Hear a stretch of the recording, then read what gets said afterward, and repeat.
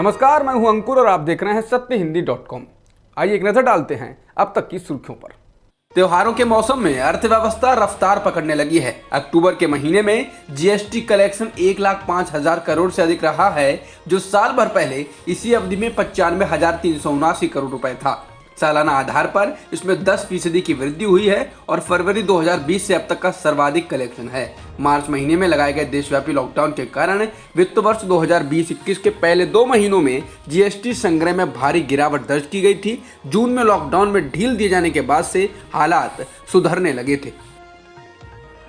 बिहार विधानसभा चुनाव में दूसरे चरण के मतदान के लिए रविवार शाम चुनाव प्रचार खत्म हो गया। 3 नवंबर को 17 जिलों की कुल 94 सीटों पर मतदान होगा। दूसरे चरण में बीजेपी 46 सीटों पर चुनाव लड़ रही है और जेडीयू 43 सीटों पर है। इसके अलावा 5 सीटों पर मुकेश सहनी की पार्टी मैदान में है। विपक्ष की तरफ से आरजेडी 56 सीटों पर चुनावी मैदान में है और कांग्रेस 24 सीटों पर। वहीं सीपीआई-एमएल 6 सीटों पर और सीपीआई सीपीएम 4 सीटों पर चुनाव लड़ रही हैं।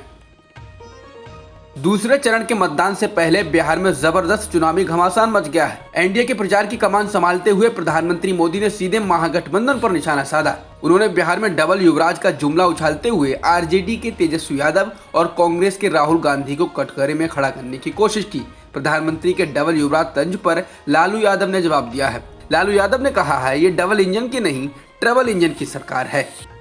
उत्तर प्रदेश के मुख्यमंत्री योगी आदित्यनाथ कानून व्यवस्था को लेकर आलोचना झेल रहे हैं। ऐसे में मंगलवार को 7 विधानसभा सीटों पर उपचुनाव के लिए मतदान होने जा रहे हैं।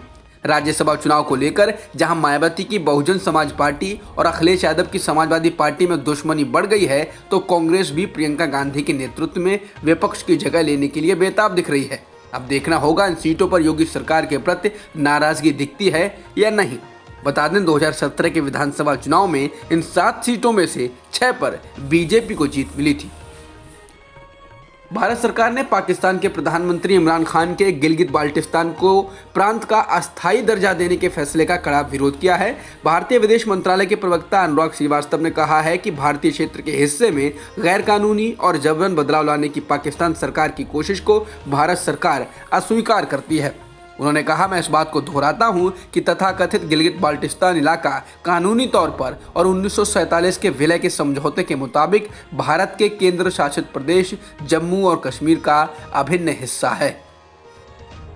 सुरक्षा बलों ने जम्मू कश्मीर की राजधानी श्रीनगर के पास एक मुठभेड़ में आतंकवादी संगठन हिजबुल मुजाहिदीन के स्थानीय कमांडर सैफुल्लाह को मार गिराया है। राज्य पुलिस ने कहा है, ये उनकी बड़ी कामयाबी है। जम्मू कश्मीर पुलिस के एक अफसर ने एनडीटीवी से बात करते हुए कहा कि इसी साल मई में रियास नाइकू के पुलिस मुठभेड़ में मारे जाने के बाद सैफुल्लाह को हिजबुल मुजाहिदीन का सरगना बनाया गया था।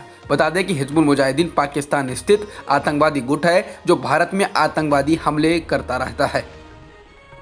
राजस्थान में एक बार फिर आरक्षण की मांग को लेकर गुर्जर आंदोलन शुरू हो गया है। प्रदर्शनकारियों ने भरतपुर में रेलवे ट्रैक को जाम कर दिया है, जिस कारण कई ट्रेनों के मार्ग को बदलना पड़ा है। प्रदर्शनकारियों का कहना है कि इस बार वो सरकार से बात नहीं करने वाले। अगर सरकार को बात करनी है तो वो आकर हमसे रेलवे ट्रैक पर ही बात कर सकते हैं।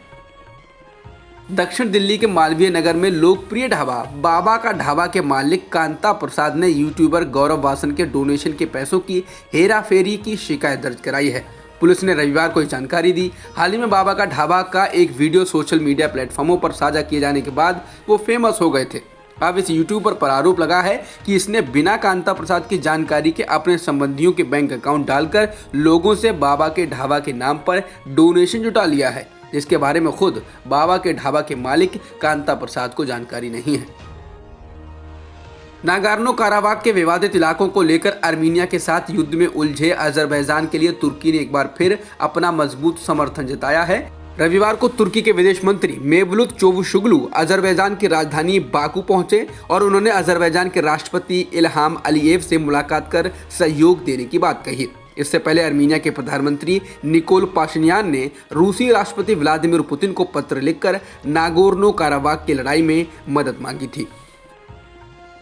भारत में एक दिन में 45,000 से अधिक कोरोना संक्रमण के मामले दर्ज किए गए हैं और 496 लोगों की जान भी गई है, जिसके साथ ही देश में कुल कोरोना संक्रमितों का आंकड़ा 82,29,000 के पार हो गया है और मृतकों की संख्या 1,22,000 से अधिक हो चुकी है। फिलहाल एक्टिव मामले 5,61,000 से अधिक हैं। भारत में एक दिन में 8,55,000 से अधिक सैंपल्स की टेस्टिंग हुई है, जिसके साथ ही देश में कुल टेस्टिंग का आंकड़ा 11 करोड़ 7 लाख के पार हो गया है। अब तक की खबरों में इतना ही। बाकी खबरों के लिए बने रहिए सत्यहिंदी.com के साथ।